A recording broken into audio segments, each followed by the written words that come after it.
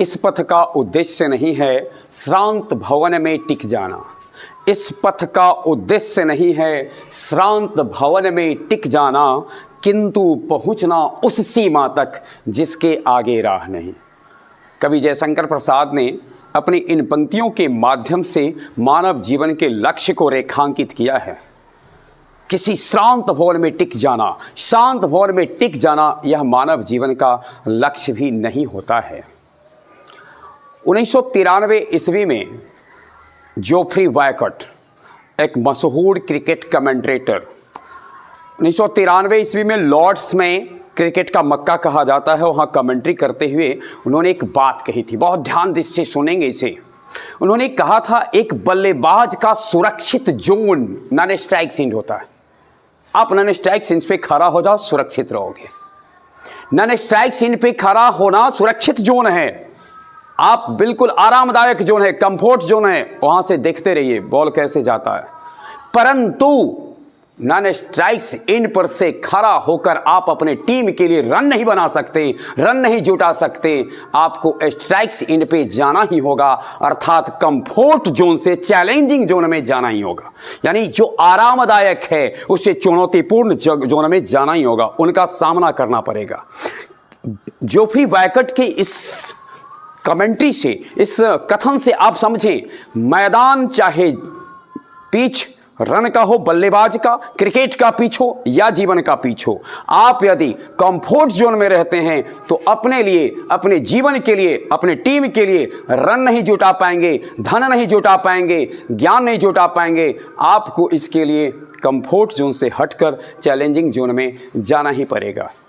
मशहूर अमेरिकी writer John ए said ने एक अपनी पुस्तक लिखी है, साल्ट फ्रॉम माई एटिक, 1928 ईस्वी में।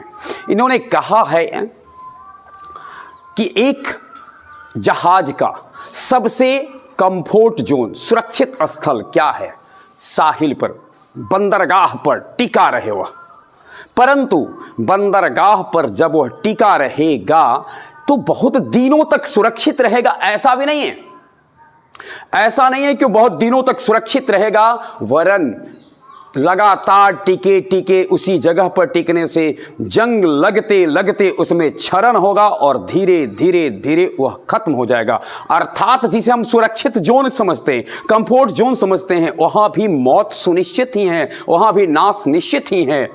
लिखते हैं आगे, वह सुरक्षित है परंतु अपने लक्ष्य तक नहीं पहुंचेगा। लक्ष्य उसका क्या है? सागर की लहरों पर तैरना।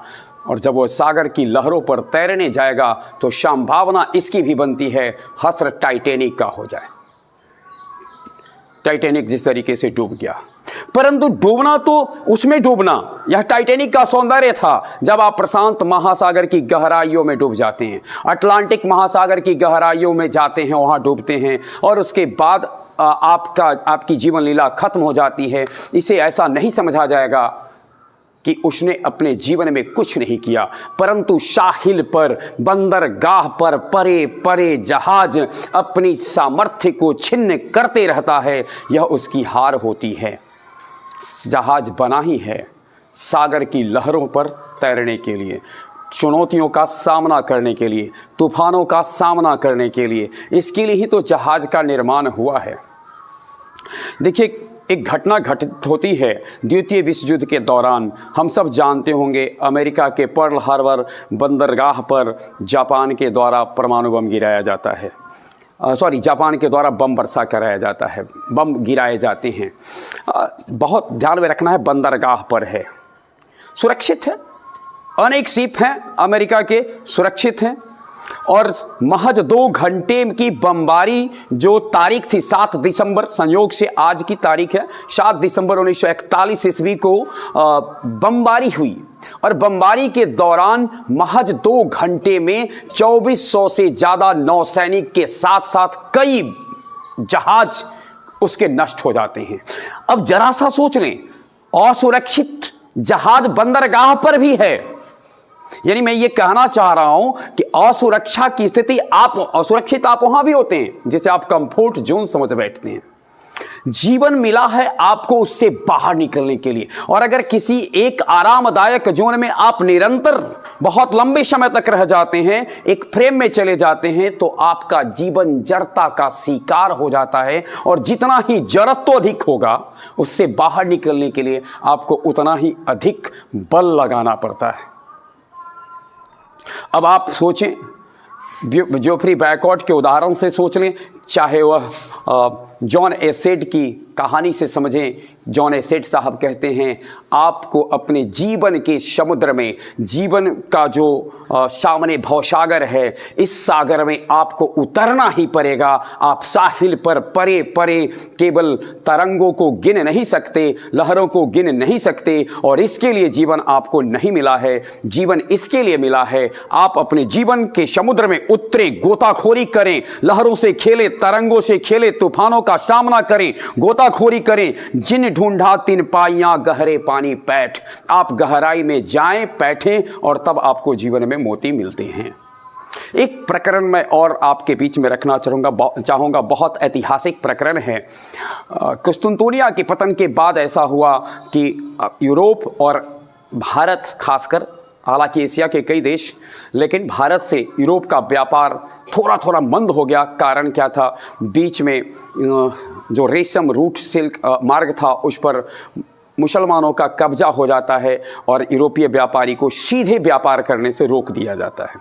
फिर व्यापार यूरोपीय देश भारत में जो संसाधन थे, भारतीय वस्तु से तो परिचित थे, लेकिन भारत का व्यापार रुक चुका था, भारत से उनका व्यापार कट जाता है।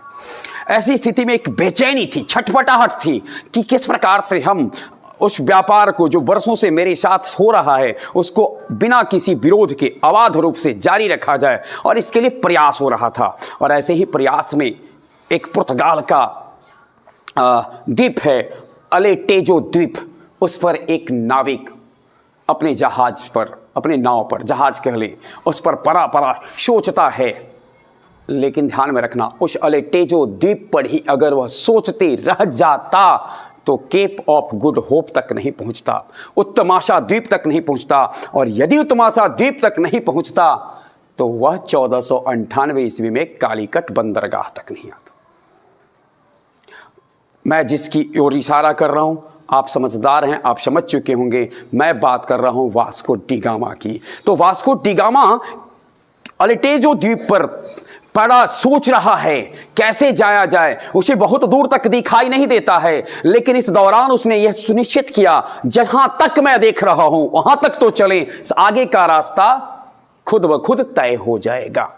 तो उसने जब केप ऑफ गुड होप तक आया, इतिहास कहता है, इतिहास में ये तथ्य आते हैं कि फिर केरल के ही किसी मल्लाह का पीछा करते हुए। सवाल बड़ा ये नहीं कि आप किसका पीछा करते हुए आते हैं, साहस आपके पास था। आपने अपने नाव को, अपने जहाज को बंदरगाह से, उन लंगर से जहां से वो बंधा रहता है, उससे आपने खोला और उसको उतारा है। उसके बाद ऐसा हो जाए।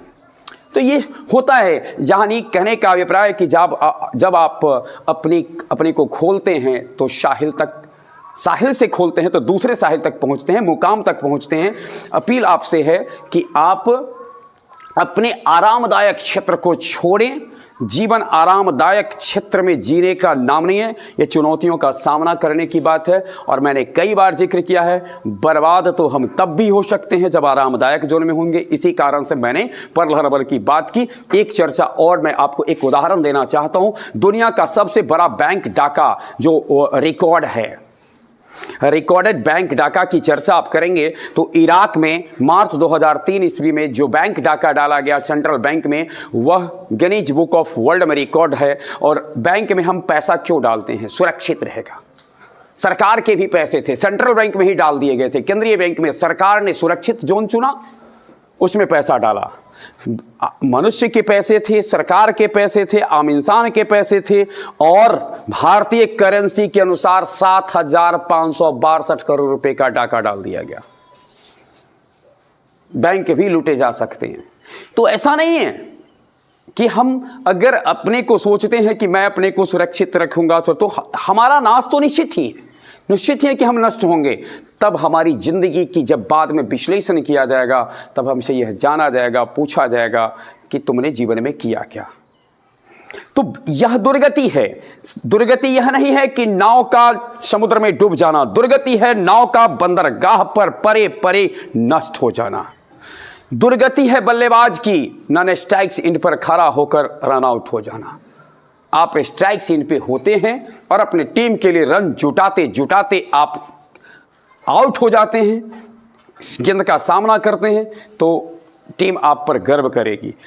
तो इस अपील के साथ कि आप जोन का सामना करें, जिंदगी के पिच पर उतरें और स्ट्राइक्स जोन पे जाएं। स्ट्राइक्स जोन पे जाइएगा, तेज गति की गेंद आएगी, उछाल वाली गेंद होगी, टर्निंग वाली गेंद होगी, स्विंग करती गेंद होगी। जीवन भी कुछ इसी तरीके का है। आपको स्विंग का सामना करना पड़ेगा, उछाल वाली पिचों का सामना करना पड़ेगा, तेज गेंदों का सामना करना पड़ेगा। और अगर आप ऐसा नहीं कर पाते हैं तो फिर आप आरामदायक जोन में रहे रहे अपने जीवन को बहुत दिनों तक आराम नहीं दे सकते हैं, और तब आप अपने जीवन का जो लक्ष्य है यहाँ तक आप नहीं पहुँच सकते हैं। वैसे भी ये दुनिया चंद दीवानों की है, और दीवाने वही होते हैं जिन्होंने अपने जोन को छोड़ा है और बस केवल जो लक्ष्य है उसकी ओर हमेशा निरंतर अग्रसित होते हैं, चाहे दीवानगी किसी क्षेत्र की क्यों ना हो।